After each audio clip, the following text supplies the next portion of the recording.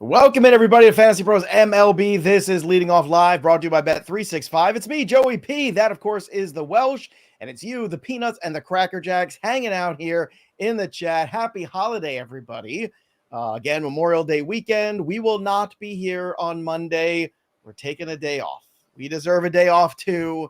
So I'm sorry, but there's lots of content, and you could always go back and watch any of the Puppet Joe episodes. If you're missing us, you can watch the Chismo and Jose Canoli episode. There, put him down, put him away, put him away. Put him away.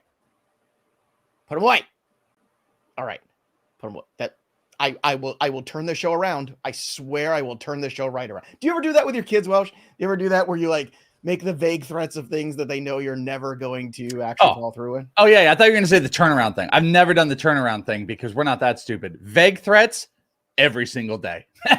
Every single moment I can. They're freaking out, and it's like, all right, we're not going to stay up late tonight, or we're not going to watch anything. All my kid needs to be like, hey, can we watch X-Men 97? I'm like, okay, fine, we'll watch. I'm the vague threat king for sure. Good. Speaking of threats, triple threat yesterday, 3-0 on the bets yesterday. Joey P, very good. So now that's a good positive thing. Downside, Razor Ramon trolling me already in the chat. Wonder when Joe's going to take his L on Julio since he jumped me for saying he's only good for half a year. Well, he got dropped at a 6 spot. I don't know why yesterday. I don't know what that's all about, but it's hard to be good when you have no line of protection. Teoscar Hernandez was something.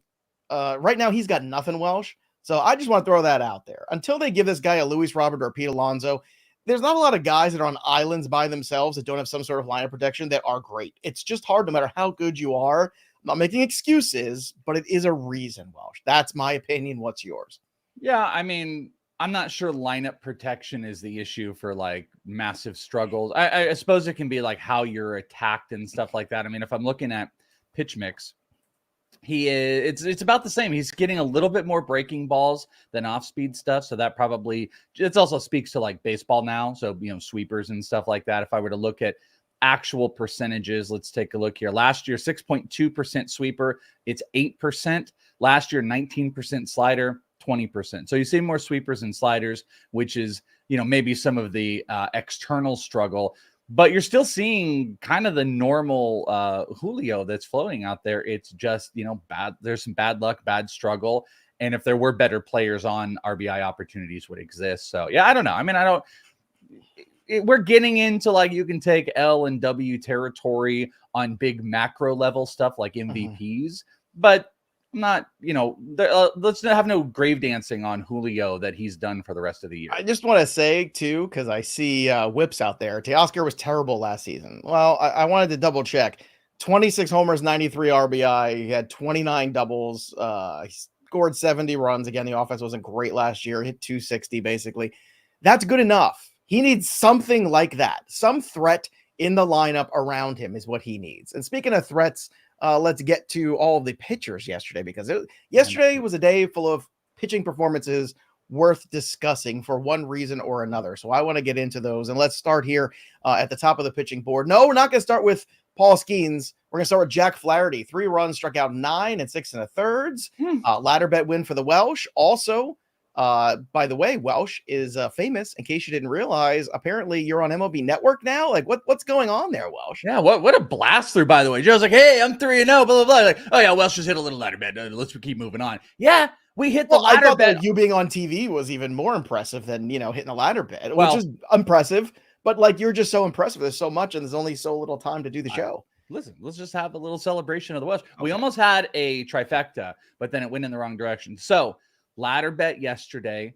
Thank you very much. Flaherty. That was very exciting. Hopefully you guys tailed. Then I was shared that my Luis Robert video, which is doing some numbies out there, made it on the Baltimore and White Sox broadcast, which was pretty cool. So there's a screenshot. There's a video out there. Shout out to Larry, who pulled the Larry C, friend of the show. And to bring me down a step, we thought the third was going to be hashtag free James Wood because he was pulled. I know we're going to talk about it later. He was pulled from the game, and it wasn't because he's making it to the majors. It's because he got hurt. So I got knocked down. Or so they tell us. Yeah. It was just, we were going to have a Welsh day, and we kind of had a similar. By the way, we know that we're grooming our audience because Cody's saying in response to Razor, hey Razor, Julio's going to go on a run and they're going to spend a lot of money on art and music to throw it in your face. Right. Cody, you're 100% right. That's we have a whole team of people that do our bidding. I know a parody song guy. We need kind of we need like an animator. We need an animator for the future. Full-time animator. Oh, we have AI Maybe now. So what's the difference? Who can make puppets? Kevin Gossman. He was pulling the strings yesterday. See that transition? Professional. Struck out 10 guys in 6 innings, which was really nice because Gossman's season's been weird. We were talking about this offline, you and me, early in the week. Just haven't felt good about Gossman. This goes a long way. Luis Gil. He has been, if you want to talk about the saviors of the Yankees, obviously it's Juan Soto, right? But the savior of the rotation has been this guy because with Cole out, he has basically stepped in and performed like Cole. Now, here's the rub, Welsh, because after the game, there's a lot of discussions going on, talking about backing off of him because, we need him for the playoffs. And he's already thrown 49 innings. He's never thrown more than 96 since 2019. So, begs the question here. Are we concerned here right now with our boy Luis? Do we think that the Yankees are going to start to pull some weird things, especially with Cole looking like at some point he's going to start ramping up? What do you think the future, at least the immediate version, looks like for Luis? It's actually a really good question because we put a lot of that focus on Paul Skenes, and we don't put enough of that on Heel just simply because of the innings.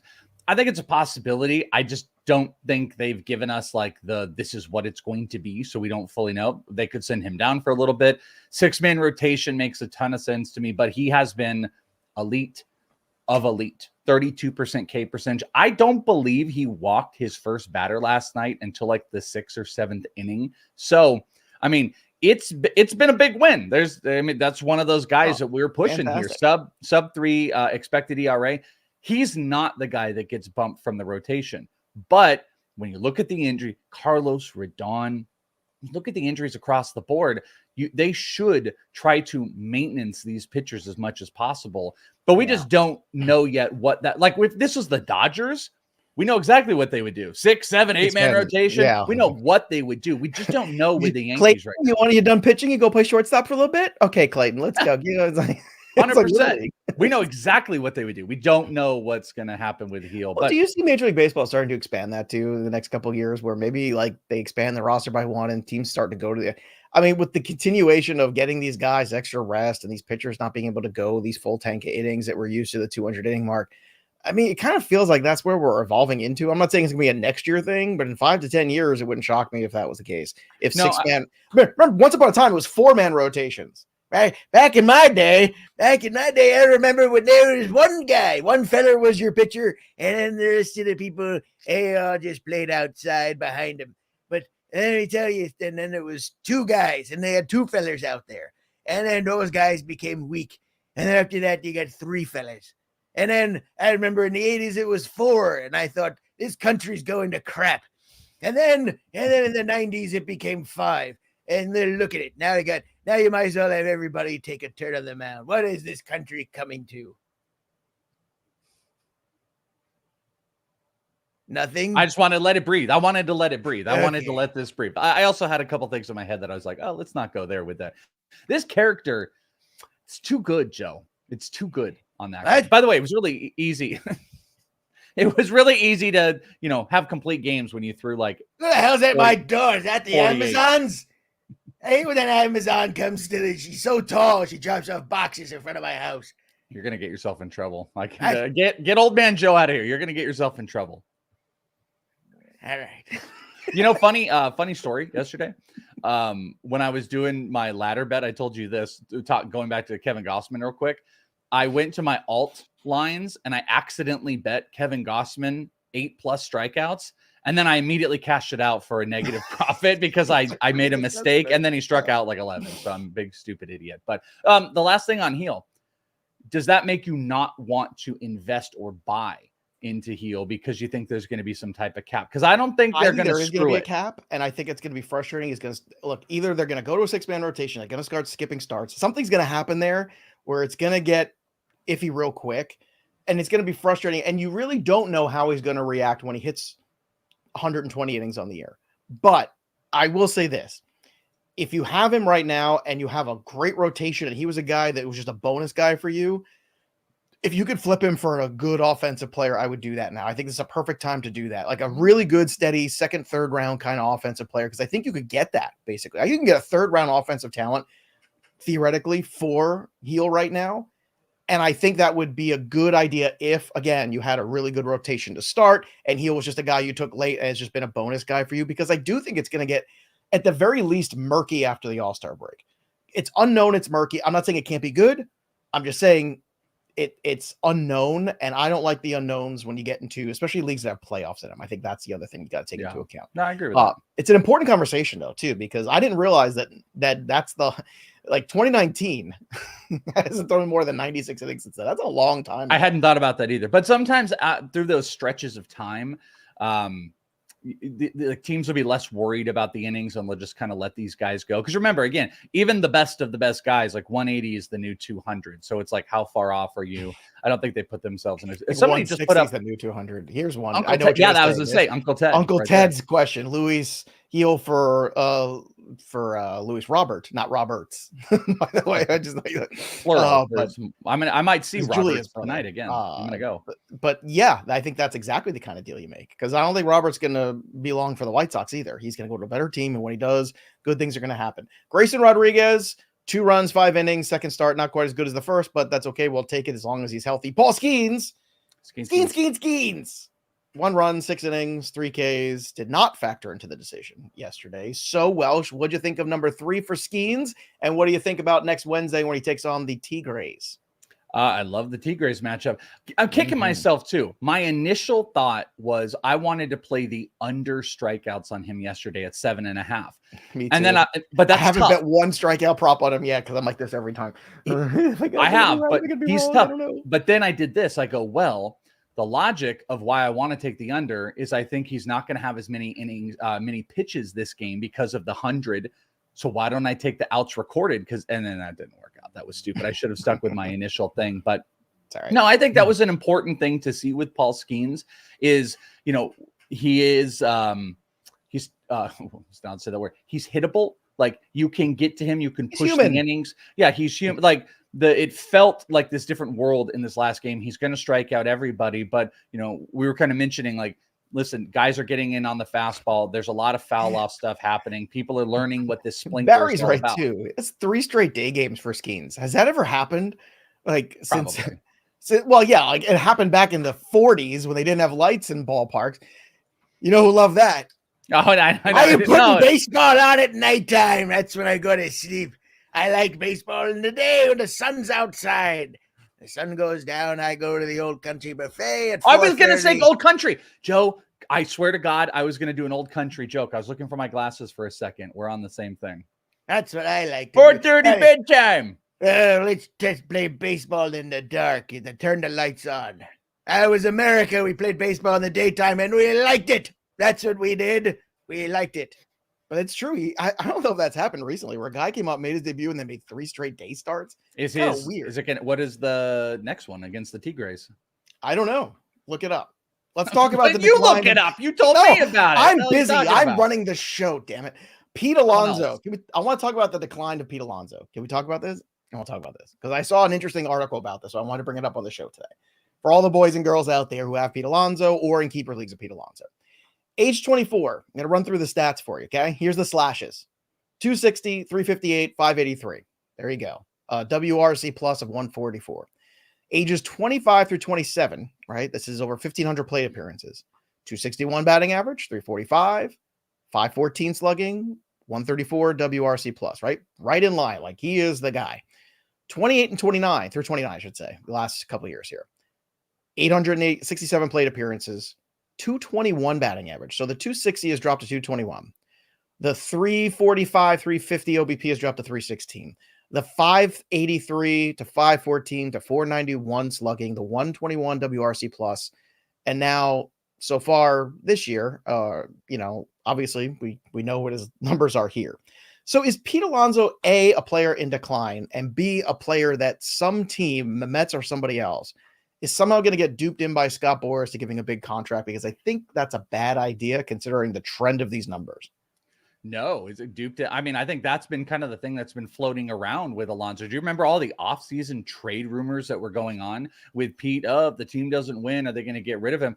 I think this is kind of more. I think this is more of that, in that, like, he's consistently not hitting for good contact. The power numbers are there, but this is not the type of player that teams are going to unload the big money for. So if the team is not winning, yeah, I think they're going to probably move off of him. You said decline.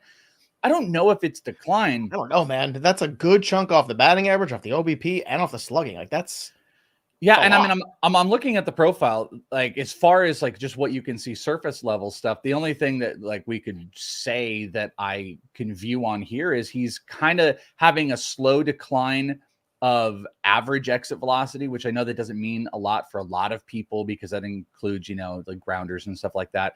But you are seeing, like, he was 91 average exit velocity in 2021.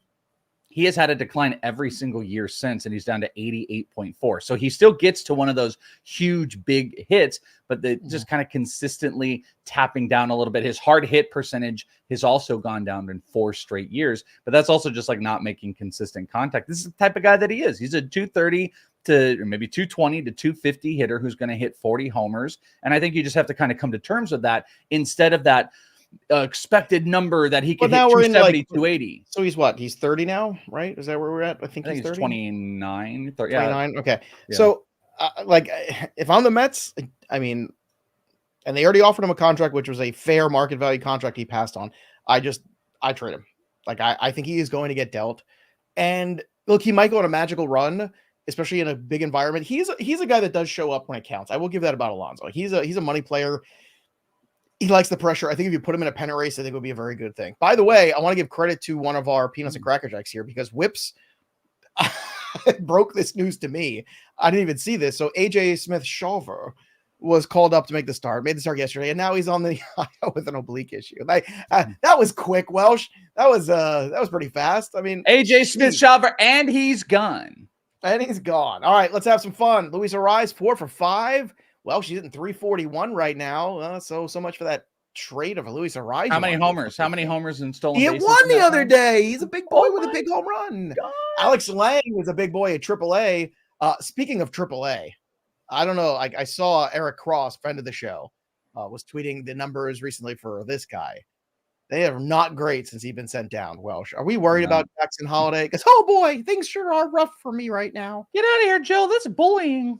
Yeah, stop picking on me. I'm just a kid. Yeah, it's not good. I mean, I would love to see some of the like batted ball data on averages, not per game with him. But yeah, the consistency has fallen apart. It's really weird. For the podcast only audience, we are talking about Jackson Holliday. Yeah. Sorry. Yeah, if you didn't hear the voice.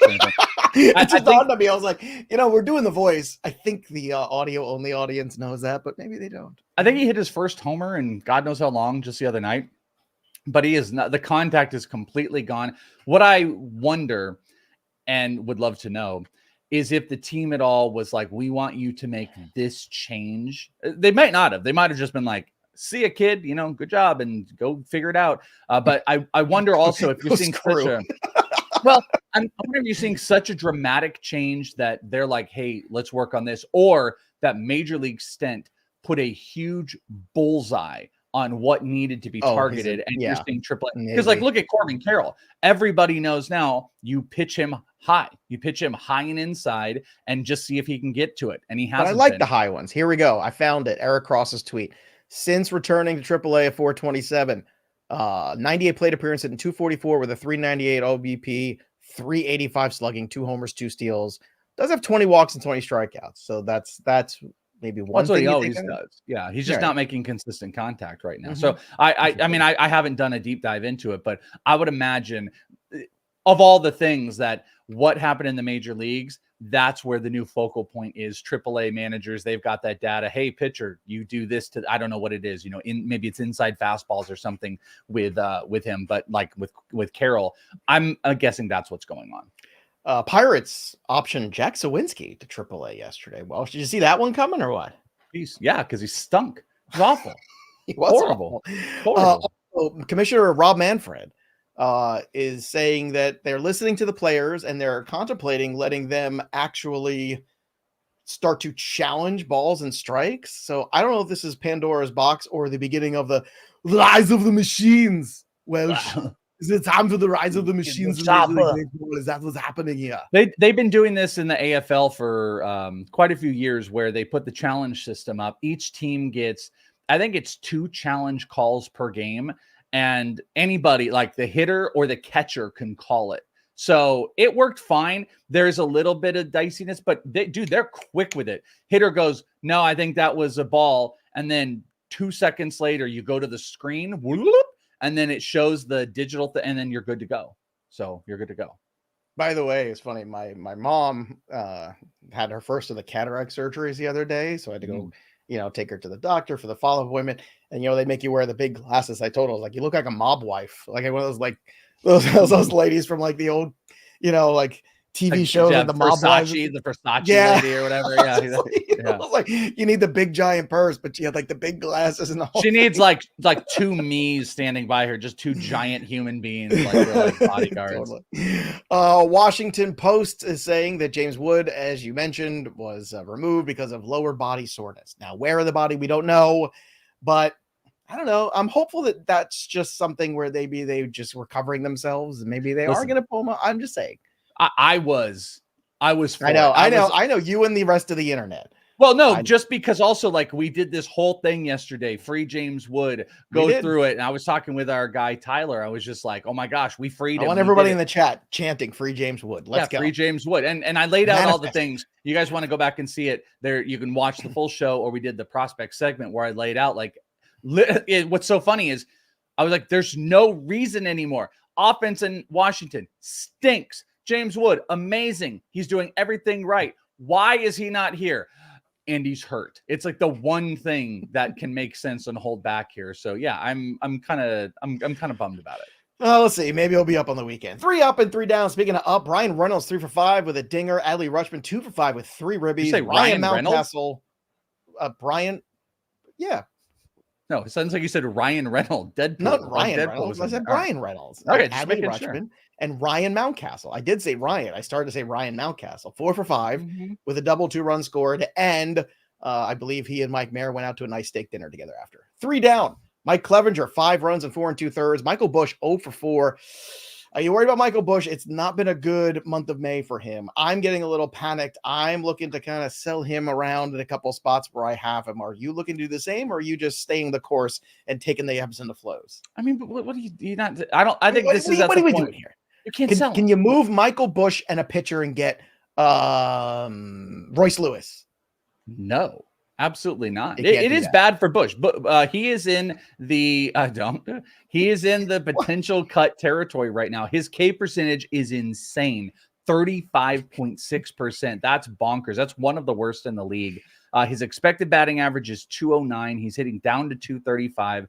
Yeah, this is not good because they have got options in the minors. They have got Mervis that's been floating around. They've got a litany of other. There's a name I haven't thought of in a while. And they've got a litany of other players as far as like AAA in the out. I mean, you've got Owen Casey. God dang, there's one that I'm completely forgetting right now. It is on the tip of my tongue. I just wrote up in the prospect. I think he played in the Korean League. I think if it continues this, Busch is not going to be around for mid-June here. Yeah, nope. That's the one that gets me canceled. All right, let's go to the rest of the downs. Frankie Montas, 4 runs, 6 innings. Again, he's been all over the place, so he is dangerous to say the least. Injuries: Luis Robert and the Welsh hanging out. Got Panera after he hit a home run. He's going to go on Tuesday for the official AAA rehab assignment. Apparently, I think he's going to play tonight. I think I'm going to go over there tonight and see him again. Hopefully, get more video. More Eloy Jimenez. Steal my stuff. Oh, I'm sorry. Eloy Jimenez is going to miss 4 to 6 weeks. 4 to 6 weeks with a hamstring injury. Oh my gosh, really? He's going to miss time? I know, it's shocking.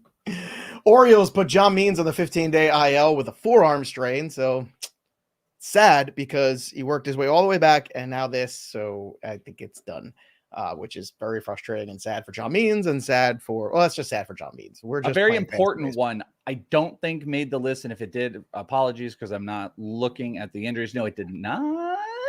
I want to mention before we blast through it is our boy Wyatt Langford is rehabbing at such a great level. It looks like he's going to rehab tonight, and they're saying return on Tuesday. So I just want to throw that out. That came out like right when the show started, that he would be. I thought he actually might be popping up here. I don't know where the hell it's going to happen, but looks like on Friday here he is going to rehab and then be back on Tuesday night.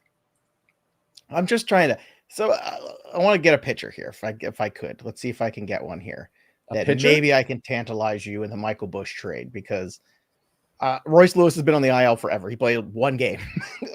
So what about I'm trying to find a play like not like too good, but maybe he's been playing over his head a little bit. You'll get nothing for Logan. What about Logan Gilbert and you throw in Michael Bush for Royce Lewis? Yeah. Oh, I mean, okay, that's different. Oh, now all of a sudden I'm not so stupid. Okay, but you could say, what about Logan Gilbert for Royce Lewis? And I go, that's interesting. Right, but I'm saying is like I was saying the throw it. I was saying you build the pitcher as the crown jewel of the trade. And he was like, here, take Bush with you and give me Royce Lewis in return, and hopefully you get him coming back soon. You're putting the Michael Bush on a pedestal there, Joe. And I think you're gonna have to cut. I think you're gonna have to just move on from Michael Bush here.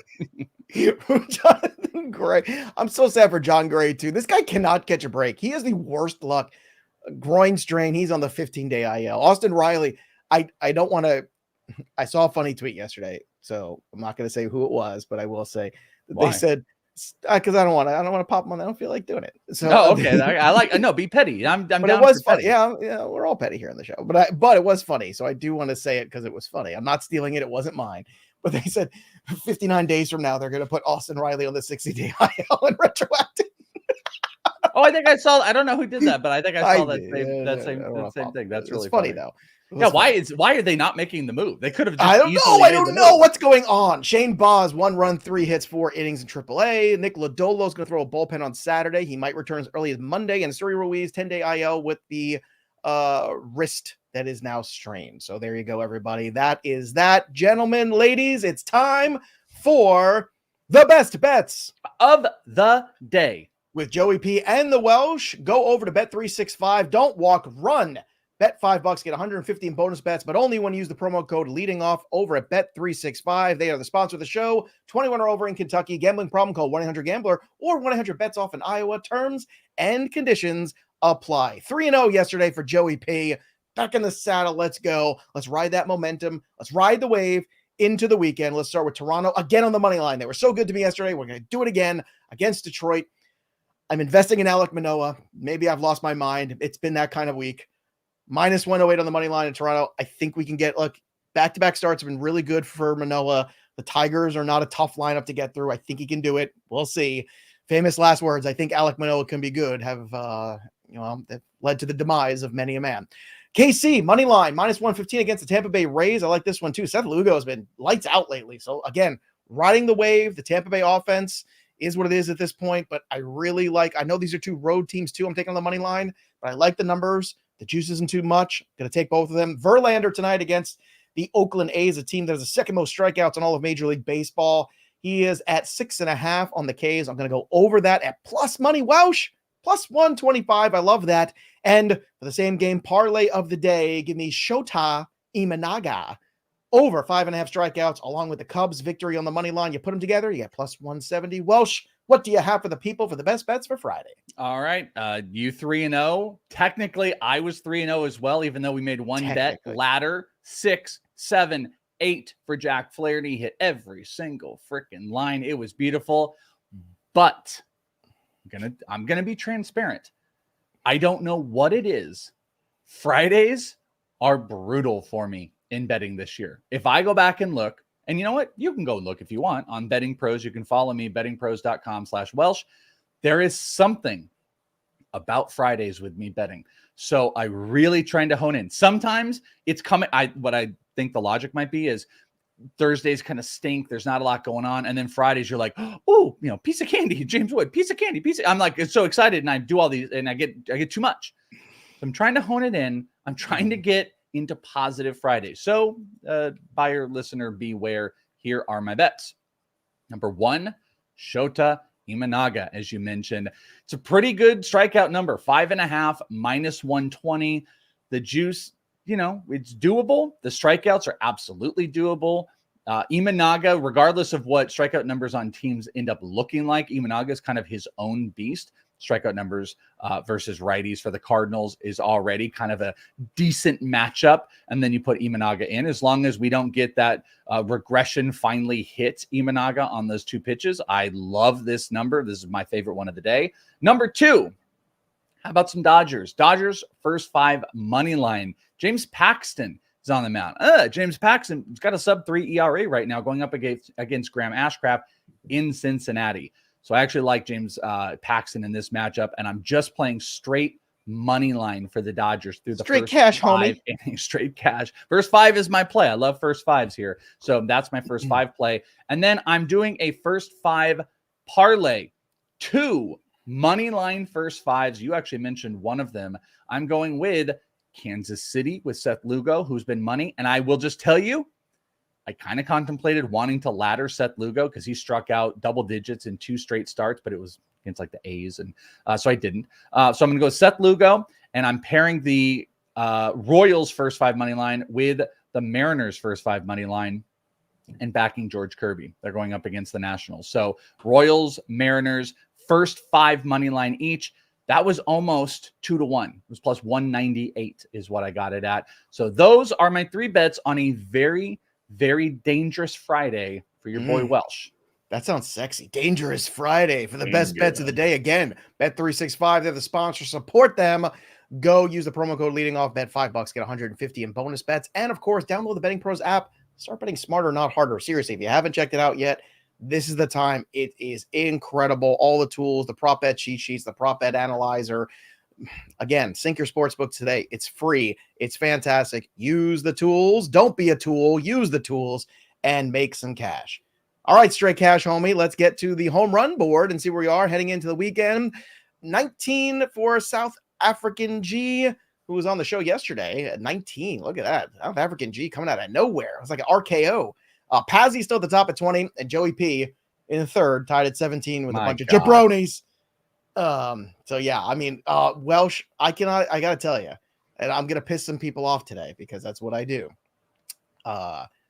If we come back here and I'm tied for first, because I think I can do it. I think I can get a home run a day here with the guy that I'm picking for the weekend. I think I can do it. Could be very, very exciting. Now the question is, do we have the wheel? Ladies and gentlemen, we do have a wheel for Friday. All right. Joe, bring that sucker up. I will. All right, here we go. There's the home run board. Again, if you want to join us, make sure you do it over at Discord, fantasypros.com/chat. It is free to join, but if you want to make home run calls, you got to be a premium subscriber.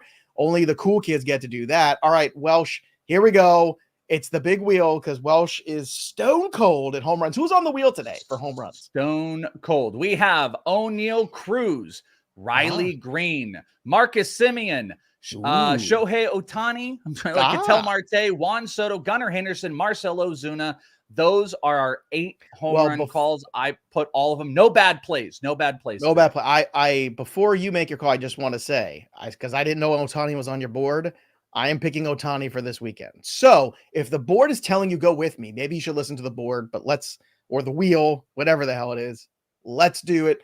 Let's spin the wheel of homers. Here we go. All right. This is the most exciting thing that's going to happen to anyone all day. The home run call. Oh, there goes Juan Soto. Oh, it's your boy, Gunnar Henderson. Ladies and gentlemen, there you go. Fireworks, applause. Gunnar Henderson is the guy. Again, if you want to have some fun and beat Welsh, go to fantasypros.com/chat. It's free to join. It's fun. It's amazing. It is the home run contest. We're giving away an autographed Vladimir Guerrero Jr. back. Speaking of which, what do you take out of Vlad Guerrero's season this year so far? Where are you at with Vlad? What's your temperature on Vlad 2 months into the season? Because that's about where we are. Yeah, I've been kind of a long-term wanting to buy. I'll tell you this: the profile looks fantastic. Underline. If you're looking at baseball savant, if you care about that stuff, career high hard hit number, boom. Career high walk percentage, a boom. Near the tippy top of his average average X velocity is 94.5 with like the third hardest hit ball he's ever done. You've got, again, I'm just going through all the underlying stuff looks great. but we're not getting big numbers. You know, the ball is not getting back up in the air. Launch angle's always been an issue for him back when, you know, he was in, you know, AAA and coming up. That was a problem. Last year got up to 10, the launch angle 10 degrees. It's down to 7. So that has come back down. He's not getting the ball in the air, but he's hitting the ever-living crap out of the ball. The team just kind of stinks. There's no support. There's no big, insane home run numbers. And there's all these trade rumors that are out there. I do not believe that the Blue Jays would be willing to move Vladimir Guerrero. I don't but think if so they did, either. it'd be fascinating. I am a buy because, again, if we were putting this up here, the Baseball Savant page looks fantastic. He just, from a visual standpoint, watching him doesn't completely look right, which is a bummer. But he's got a higher expected batting average than his actual hard hit across the freaking board. He just needs to get going. At the ballpark factor really does hurt too. I don't think they're going to trade him either, to be honest. I know some people have followed that. What are the top 10 teams right now in terms of, you know, ranking the teams for like best record? prospects right now? Like Orioles, you know, are the top right now. I mean, are the Cubs a team that Cubs could? Yeah, I mean, if you give me teams, I can tell you, do they have them? I'm looking at the top 10 right now. So the Cubs, maybe they would have the will to make a trade like that. The Brewers, they could certainly use some more offense. There's no doubt about that. But unfortunately, like, they already had Rhys Hoskins come in and then he's hurt. So I don't know. They might just kind of hold steady there. I don't really know if they have the Padres, assets for it. Padres aren't making it. Yeah, I mean, the Tigers don't have the will right now. I don't think, you know, you can't take Tampa. That's not going to happen because it's in the division. But I don't think there's a match at the end of the day. Unless you know could do it? The Reds. If the Reds decide, you know what, let's just go crazy, folks. Go crazy. Like that could be fun. But it's also kind of like eye of the beholder of like what's going to be moved, because you say that if you take major league talent into account here, like I think the Mariners could do it in a heartbeat. Mariners need offensive support. They could use a guy. Absolutely. In the minor league, Lazaro Montes, Colt Emerson, Ty Pete, they have a glut of incredibly great ranked prospects. 18 here on MLB Pipeline. So whatever. Lazaro Montes, Colt Emerson, Ty Pete, Johnny Farmello. Those are all elite prospects. What they don't have is elite pitching prospects in the minor leagues, but they've got Brian Wu. They've got Bryce Miller. So you give me trade with Brian. You do Brian Wu. Maybe, you know. I don't think they're going to trade anybody from their current rotation, though. I think that's kind of like moving backwards. I don't think. Yeah, Mariners don't have depth, but what they have is a whole bunch of stuff at the tippy top 5 or 6 on their prospects that could make it happen. Because if you trade Vlad, it's going to take like 3. It's going to take like 3 big pieces, and one probably has to be a major league side. And I would bet the Blue Jays probably love some pitching to go with that as well. So I think the Mariners would be a great. That's why the Mariners are in on the Roberts stuff too. Right, but I mean, like, I'm thinking the Reds. Like, if you put Christian Encarnacion Strand and 2 other pieces in a deal like that, that might tempt them. It might. Yeah, I think plenty of teams could tempt them. Yeah. I just don't think the Vlad is the face of that team. That's why I don't think he goes. There's so much good supportive data behind Vlad. It's all the other pieces. I think Bo Bichette being traded makes a lot more sense than Vlad. Agreed. All right. Remember, boys and girls, we will not be here Monday. Take the day off. Enjoy the holiday. We want you to go out there, barbecue, do all this stuff. Enjoy the day baseball. You know, old folks like day baseball. And, of course, don't forget to subscribe to FantasyPros MLB, the fastest growing baseball YouTube channel on the planet. That'll do it for us. But the story of the game goes on. For the Welsh, I'm Joey P. We'll see you next time, kids. Bye. Bye.